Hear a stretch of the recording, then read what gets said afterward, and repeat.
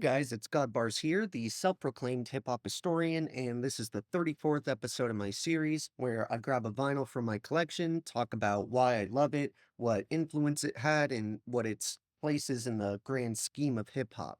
I've mentioned before how I've kind of put myself in a compromising position by doing so many classic albums from the 2000s in a row, but luckily there's so many classic albums from every era.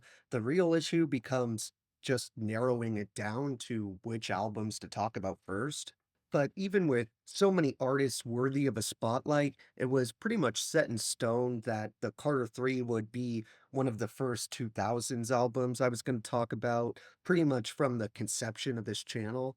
I've referenced how some of the earliest and most impactful memories I have from my hip hop journey came from songs like Triumph or Check the Rhyme.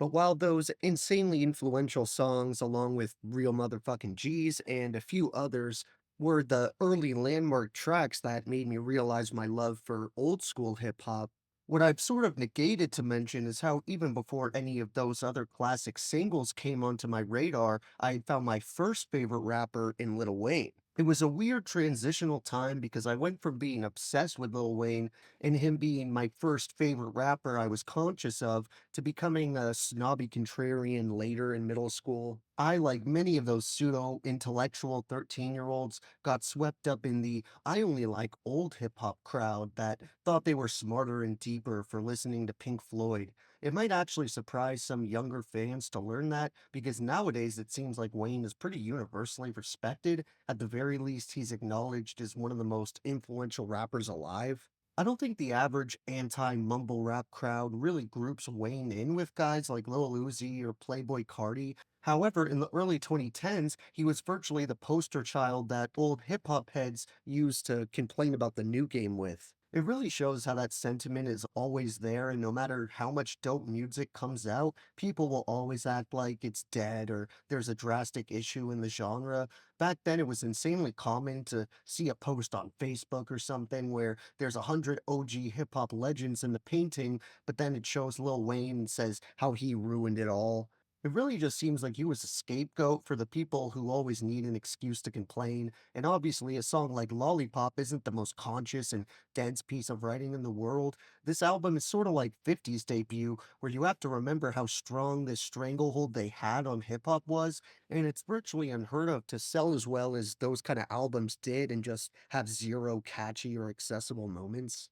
The thing with Wayne was this obviously wasn't anywhere near his first album, and in my opinion, you shouldn't go into it just expecting nonstop, fiery, intense verses and flows nonstop. If you're looking for a showing of Wayne as an MC, obviously while Carter 3 still has more than its share of lyrical highlights, I'd recommend the first two Carters or some of his earlier mixtapes. I think some people have that Pusha T syndrome with Wayne, where just like certain people don't realize Push was putting out classic material in the early 2000s, if you aren't familiar with the 90s Cash Money output, you may think Wayne just popped up in the 2000s. Of course, most of us know he was rapping and releasing insanely dope music as a preteen, and ironically, I didn't really think of this when I pulled him as an example, but Pusha T and Wayne actually had a beef from these old days that I believe is still unresolved to this day to a degree, since it was technically the impetus for the Drake and Push beef.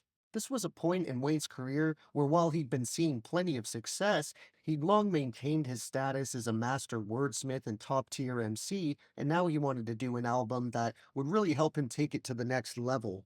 And considering the amount of smash hit songs and memorable moments that will go down in hip hop history on here, he definitely delivered. By being at such an early age when he signed to Cash Money, he was arguably the most attention grabbing member out of all the Hot Boys. Hot Boys was a legendary New Orleans based rap crew consisting of a young Lil Wayne, BG, Turk, and of course Juvenile. While as I mentioned earlier, Wayne was my first favorite rapper when I was 12 or so, I was introduced to him through the Carter 4, I Am Not a Human Being, and Rebirth. Ironically, those aren't remembered exactly as Wayne's brightest moments, and I kind of agree in retrospect because as much as I played the old Young Money songs when I was a kid, or the multiple Eminem collaborations at the time, they haven't aged all that well.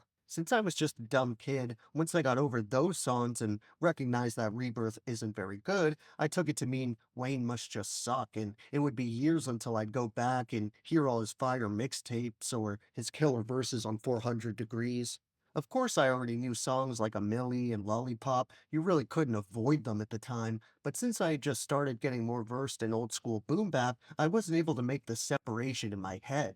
I've talked about that issue before because I think a good amount of people have it. I know I did. It can take a while to realize what Wayne excels in isn't the same style or even part of the country as old school boom bap. They take that to mean he must not care about the culture and doesn't respect old hip hop. But when you listen to him talk about why Missy Elliott was his favorite rapper and such a big inspiration to him, it had nothing to do with how rich and flashy she was. He was inspired by her tenacity and drive to be herself, and instead of changing who she was and following trends to appeal to the masses and wishes of the record label, she insisted on being herself and by proxy made being weird popular and obtainable to any loner out there who may not feel like they fit in. For some reason, Wheezy will get more flack for talking about money, girls, and drugs when any hip hop head knows that content is in the bulk of hip hop classics, be it Eminem or Tupac, Biggie or Nas, Wu-Tang Clan or Kendrick Lamar. You can't find one release under any of those names that's void of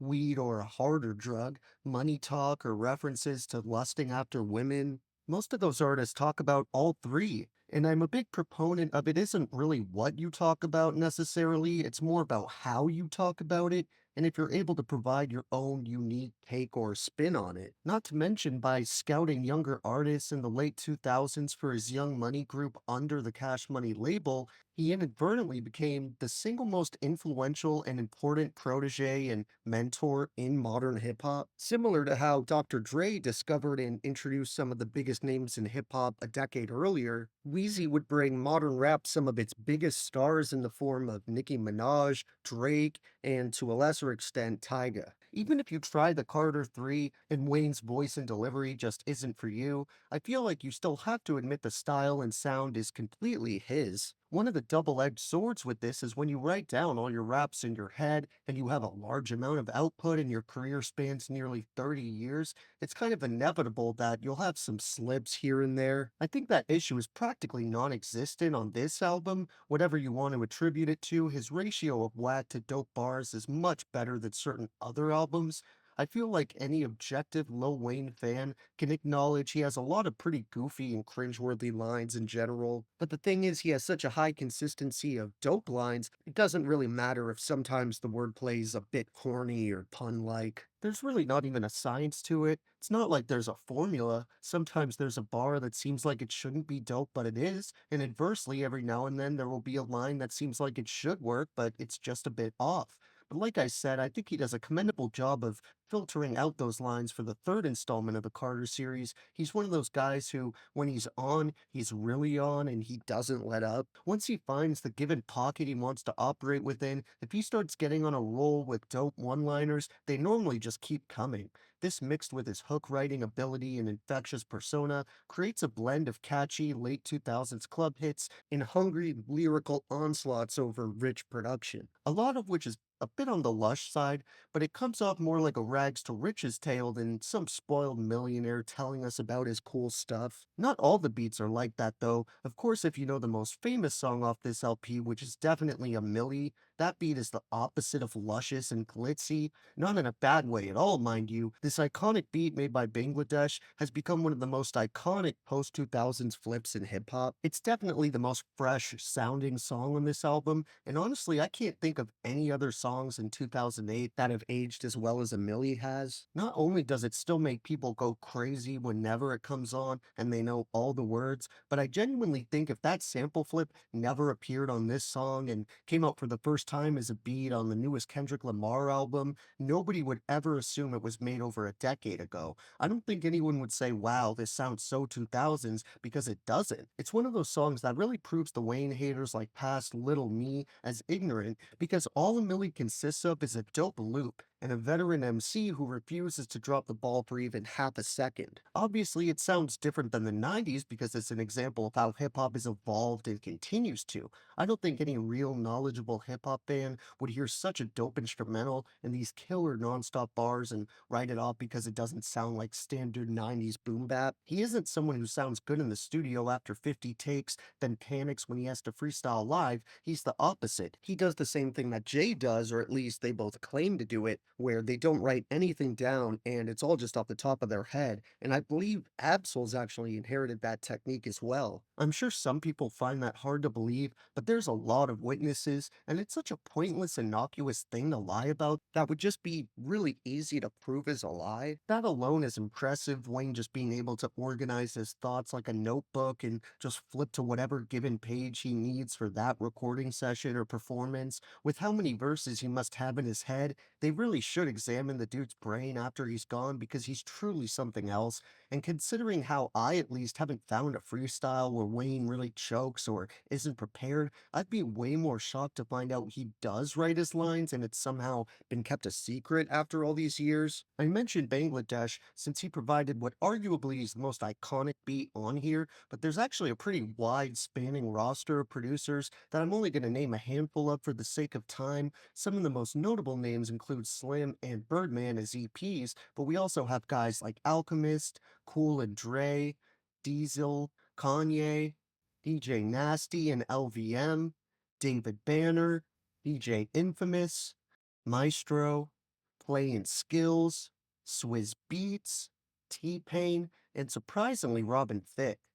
I'm assuming that production credit comes from the song he features on here, and the same can actually be said for T-Pain and technically Kanye as well, since though the song he actually features on is a bonus track, he does also provide production and co-production on multiple other tracks here. Besides them, there's also features by Joel Santana, Briscoe, Fabulous, D. Smith, Babyface, Busta Rhymes, Bobby V, Kid, and probably most notably Jay-Z, who shows up for the track Mr. Carter, which is a match made in heaven. If you weren't aware, Jay's real name is Sean Carter, and Wayne's is Dwayne Carter. By incorporating the "Hey Mr. Carter, how have you been" sample throughout the song, I get the impression that all the verses in the song are basically responses to that question of how they've been. Since they share the last name, they're both able to interact with the sample in a natural way that I really can't think of many other examples for. This was actually one of the few songs that I didn't love when I first heard the album when I was younger,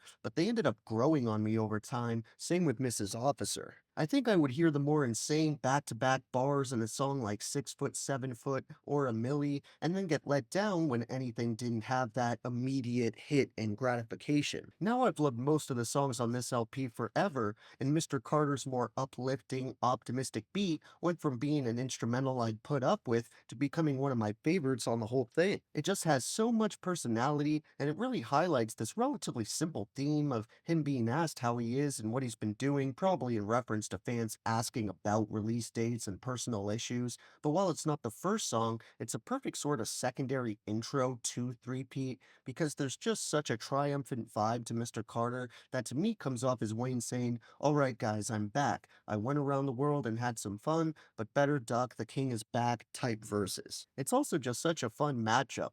Two legends who both have the same unique and impressive writing style, or lack of writing style, I should say, and it isn't a combination you get to hear all that often. Again, it comes in after the intro Three-Peat, which has Wayne directly addressing how this installation of the Carter will cement the series as a three-peat or three consecutive wins in a row. It perfectly sets him and Jay up to continue on that theme, and I think Wayne having confidence that this album would be a classic ultimately played a big role in making it one. It maybe isn't the most subtle or deep hip hop album in existence, but if you're looking for an album that represented the popular sound in the late 2000s that still has dozens of memorable lines and impressive flows, I can't recommend the Carter 3 enough. However, if you just want to give it a little sample before committing to it, feel free to check out any of my three favorite songs for a feel of what you're in for, which for this one would be Mr. Carter, A Milli, and La La. but I also want to give a couple honorable mentions as usual in the form of Dr. Carter, Let the Beat Build, and You Ain't Got Nothing. Thank you for watching my 34th video. I thought this was a pretty fitting time to talk about this album since Dwayne just came out with that little teaser for the Carter 6, which you should definitely give a listen if you haven't heard it. We have one more 2000s album to go, at least for now, and I definitely saved the best for last. So check in next time to see what all-time favorite I'm going to discuss. Don't forget to like, subscribe, and let me know what your favorite moments off the third installation in the legendary Carter series are. Don't forget to have a great day, and I'll see you next time, okay? Alright.